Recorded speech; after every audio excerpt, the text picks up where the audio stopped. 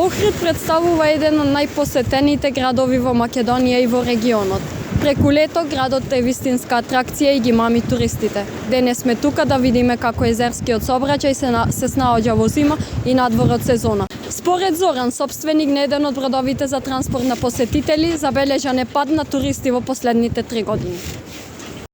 Па надвор од туристичка сезона, како што гледате сега имаме невреме, почнува невреме, седиме, дежураме тука во овие услови кои што се единствени во светот овдека, вакви како што се, и се грижиме за нашите пловни објекти. Освен потешкотиите со немањето посетители, капетаните се соочуваат и со небезбедноста на пристаништето.